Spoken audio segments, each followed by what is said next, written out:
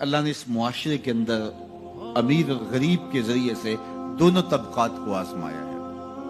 سارے لوگ دولت مند نہیں ہوتے۔ اگر سارے لوگ دولت مند ہو جائے تو نظم کائنات نہیں چل سکتا۔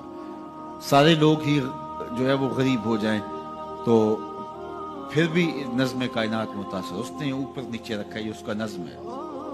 تو یہ آزمائش ہے عمرا کی، ان کو دولت دے کے آزمایا، اور غریبوں کی آزمائش ہے کہ ان کو جو ہے وہ نیچے رکھ کر کے مالی آسودگیاں وہ نہیں دی جو عمرا کو دی، اور وہ اپنی آنکھوں کے سامنے وہ آسودگیاں دیکھتے ہیں۔ لیکن جب وہ صبر کرتے ہیں اللہ کی رضا کے لیے تو ان کا صلہ رکھا گیا۔ اگر وہ بے صبری کا مظاہرہ کریں گے تو کر پھر بھی کچھ نہیں سکتے، لیکن پھر اجر نہیں ہے۔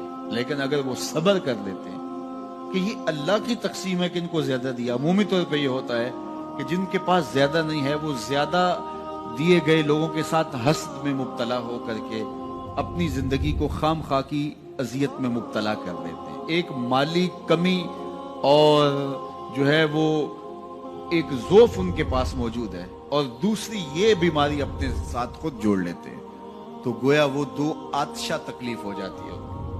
تو وہ ایک مالی ضعف میں مبتلا ہیں اور آسودگی میسر نہیں ہے، اور ضروریات بہت ساری ہیں اور ان کو پورا کرنے کے لیے وسائل خاطر خواہ نہیں ہے۔ اور دوسرا ان لوگوں سے وہ آتش حسد میں جلنے لگے جن کو اللہ تعالیٰ نے نوازا ہوا ہے، تو وہ اجر سے بھی محروم ہو گئے اور دوہری مصیبت میں مبتلا ہو گئے۔ لیکن اگر وہ سمجھتے ہیں ان کا مقسوم ان کے ساتھ اور میرا مقسوم میرے ساتھ، تو اللہ نے جو مجھے دیا ہے میں پہلے تو کوشش کروں کہ اپنے معاملات کو اس میں بہتر کرنے کی کوشش کروں۔ جب ہم دائیں بائیں سے دیکھ کے اپنے گھر کا بجٹ بناتے ہیں اور دائیں بائیں دیکھ کر کے جو ہے وہ اپنے امور زندگی کو طے کرتے ہیں تو پھر ہم مشکل میں مبتلا ہو جاتے ہیں۔ اور یہ کرنے والا کوئی شخص بھی، چاہے وہ کروڑ پتی ہو، وہ سوکھا نہیں رہ سکتا، کیونکہ وہ اپنے آگے لوگوں کو دیکھے گا۔ 5 مرلے کا ایک مکان ہے کسی شخص کا اور وہ اس کو آسودہ سمجھتا ہے، لیکن اگر وہ اپنے رشتہ داروں، عزیزوں، اپنے دوستوں کو دیکھے کہ وہ 2 کنال کے بنگلے میں رہ رہے ہیں تو وہ 5 مرلے کا مکان سکڑنے لگے گا، اس کو تنگ لگے گا، اس کے اندر اس کی سانس گھٹنے لگے گی۔ لیکن اگر وہ دیکھے کہ میرا فلاں رشتہ دار 3 مرلے کے گھر میں رہتا ہے، وہ بھی کرائے کا ہے، تو اس کو وہ گھر ہی محل دکھائی دینے لگے گا۔ اس لیے میرے حضور نے فرمایا کہ اپنے اوپر دیکھو گے تو اوکھے ہو جاؤ گے۔ انظروا الی من هو اسفل منکم، فرمایا اپنے نیچے دیکھو۔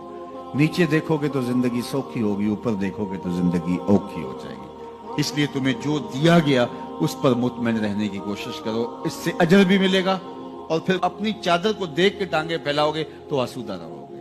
اللہ اکبر۔ سنو سیدنا علی المرتضی رضی اللہ تعالیٰ عنہ حضور کا ایک فرمان ذکر کرتے ہیں کہ آقا کریم نے فرمایا جو اللہ کے دیے گئے تھوڑے رزق پہ راضی ہو گیا، اللہ قیامت کے دن اس کے تھوڑے عملوں پہ راضی ہو جائے گا۔ کتنا اچھا سودا ہے۔ جو اللہ کے دیے گئے تھوڑے رزق پہ راضی ہو گیا، اللہ اس کے تھوڑے عملوں پہ راضی ہو جائے گا۔ میرے بندے تو بندہ ہو کے راضی ہے، تجھے ضرورت تھی پھر بھی راضی ہے، تیرے بچوں کو دوا چاہیے تھی، تجھے اچھا گھر چاہیے تھا، سر ڈھانپنے کے لیے چھت چاہیے تھا، تو پھر بھی راضی ہے۔ کوئی بات نہیں، اللہ نے مجھے جس حال میں رکھا میں واہ خوش ہوں اس حال میں، تو بندہ ہو کے راضی ہے، تجھے ضرورت تھی پھر بھی راضی ہے۔ میں تو رب ہوں اور مجھے ضرورت بھی نہیں ہے، تو میں بھی تیرے اوپر راضی ہوں۔ تو اللہ پر راضی ہونے کا جو فن سیکھ جاتے ہیں وہ زندگی گزارنے کا فن سیکھ۔